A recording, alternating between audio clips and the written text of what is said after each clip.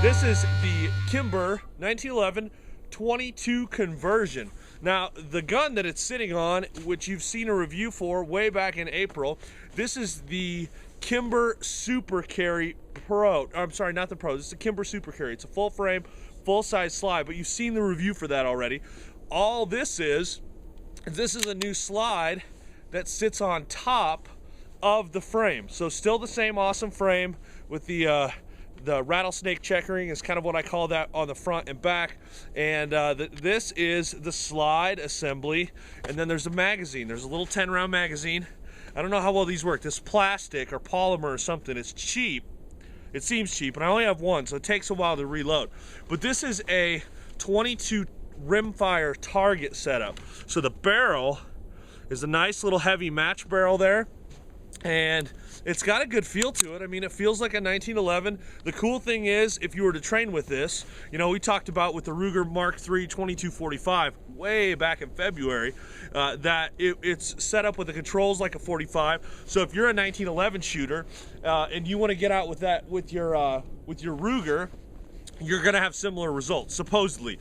Shooting a 22 rimfire is not like shooting a 45. It's just way, way less expensive. Well, this takes it even further, and it looks like a Kimber, doesn't it? I mean, it looks like a Gold Cup match target is what it looks like. And if I didn't open it up, there's no magazine in either, by the way, so we're totally empty here, but that's why I'm keeping it pointed at the tripod. There's nobody behind it. But if I were to open it up and show you the barrel, and you see that tiny little hole, you would know that's a 22. And that's the only difference between it. It's really light, so the weight isn't there. In fact, I would venture to say, excuse me, that this setup weighs much less even than that Ruger Mark III did. So we're gonna shoot some rounds through it. I have a whole bunch of different ammo to test. I want to see how reliable it is. I want to see how accurate it is at, 20 feet or whatever we would we would test a handgun at. I'm assuming it's going to be very accurate. I'm gonna load it up. I've got some CCI Mini-Mags. It's gonna be the first test. We'll see how reliable and accurate they are.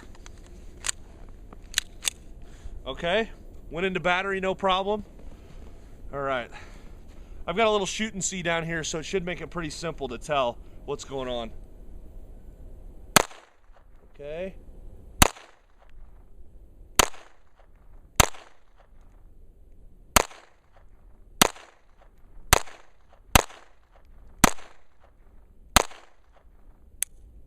All right, it does not. That was 10 rounds. You just saw that there on the last pull. You got to click. I wasn't counting.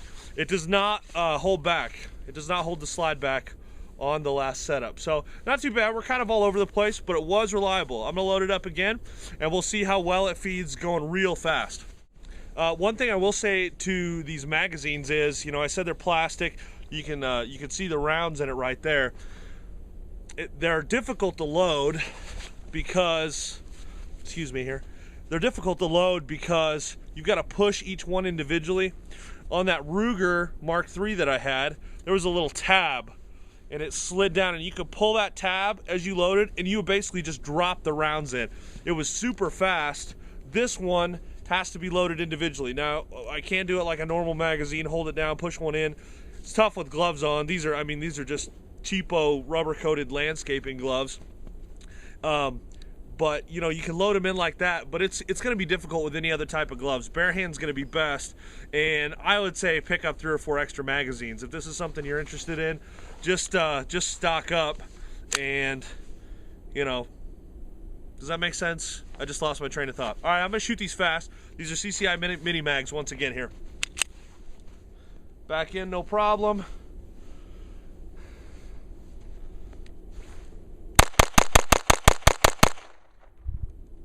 That felt pretty good. It's fun to shoot because the gun doesn't move, so you can just hold it on it. Bow, bow, bow, bow, bow, bow, bow. So this is going to be addicting, I can tell. Not a problem. I like shooting things that are addicting, but that's fun. Very cool. Yep, we are empty. All good. Magazine out. Remington Thunderbolt.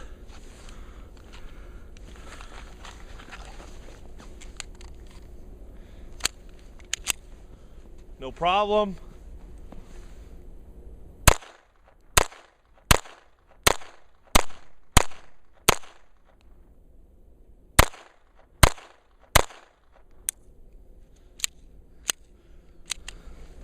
flawless. Remington Thunderbolt, this time fast. Up, that's just a failure to feed on the Thunderbolts.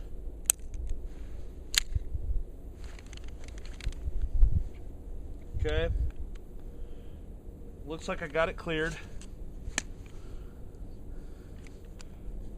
I'm sorry, that was not a failure to feed, that was a dead round. All right, another dead round.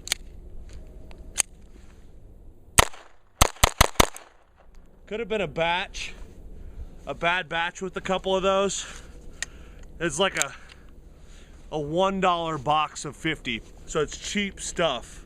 But that is a mark. I mean, if it's not going to fire everything, we want to know about it. Winchester Super X. These are hollow points, copper coated. A little different than those Remingtons. We'll see how these do. I'm filling up the target with dots. That's fun. All right, loaded, no problem.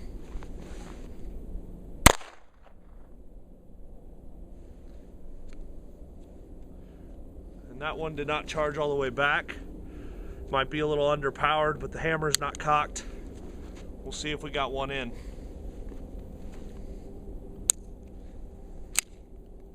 Did not eject the casing on the first one.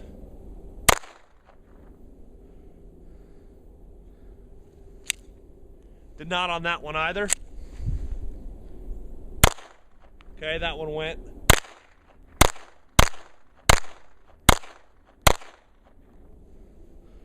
Another failure to eject. Last round. That's it. So we had several malfunctions on the Winchester Super X. I think I'm going to skip shooting that one fast and go over to the box of Federal. I've got some Federal, and then I've also got some CCI Stingers, which are the really fast stuff. I want to see if those work in this also. The Winchesters look like they were really accurate, but if they're not going to be reliable, then, you know, why feed them to your gun, right? Federal cheapo. Another full magazine. I don't want to put that big box in my pocket. All right, looks like we're in good.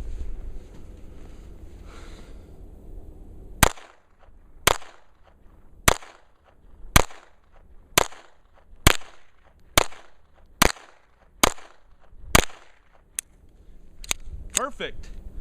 It's like we got maybe got another winner.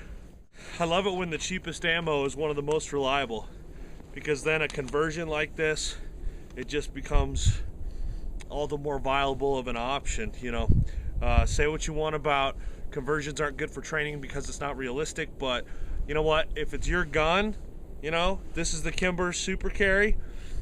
It's the same triggers I got on my 45. It's the same ergonomics I got on my 45. It's the same gun as far as my hand knows, because everything that it touches is the same.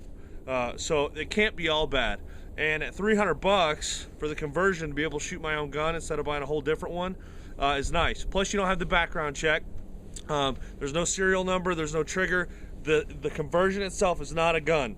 If you wanted to buy it, it could be shipped straight to you. It's not going to have to go to an FFL. So if you find a cheap deal online and you don't want to buy it from a store, you know, that's another good option. So here's the Federal again. We're going to run fast this time. See if it makes us as happy as it did this last time.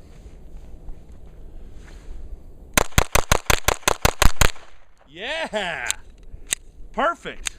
I dig that. I love it when the cheap stuff works best. I love it when the cheap stuff works. Why? Because I'm poor and I'm cheap. So if I could buy the cheap stuff and shoot it through a cheap setup, then I'm happy. By the way, this Kimber 1911 conversion is not just for Kimber 1911s. You could put this on your Remington R1 like you've seen reviewed. You could put this on your Springfield. You could put this on your Colt. I know some of you will feel like you're defiling what you have by putting a Kimber piece on your beloved traditionalist gun, but if it works and you can do it cheaper, hey, more power to you. This will fit on any full frame 1911. That's what it's intended to do. It looks pretty sweet too, doesn't it? Be able to shoot rim fires out of a 1911 this awesome. You wanna know why I like Stinger the most so far? I've never fired it before. Check out the the cool nickel casings on the 22 long rifle. I don't know.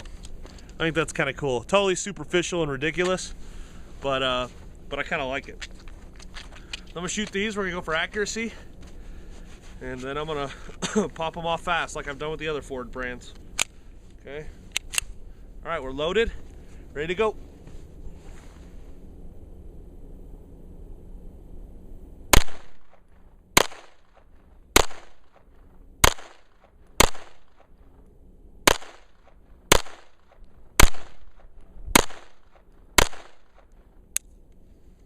Perfect. I like perfect. Some of you guys might be saying, well, he's not taking his time there, he's going fast. Actually, when you see me pop it off real fast, that's fast. What I just did there is faster than I can shoot a normal auto, which maybe is a realistic practice, but it's back on it so fast with these target sights that Kimber's put on here. I'm just pop, target, pop, target, pop, target. It's right there. All right, well, my apologies if you guys are getting bored with the same camera angles over and over. It's 10 degrees out here. I'm not dressed for it, which I was in a hurry this morning to get the daughter dropped off at school and get all my stuff together and get out here.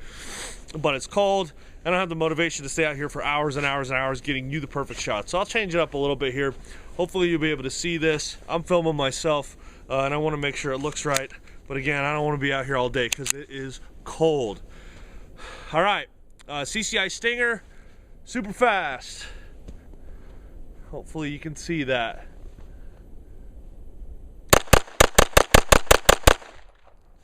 Ten rounds just goes way too fast, doesn't it? All right, folks. The Kimber 1911 22 conversion says rimfire target. We got a lot of shots on the target, but all that to say, hope you've enjoyed this review. This is Ebbs with House of Guns. Happy shooting, everybody.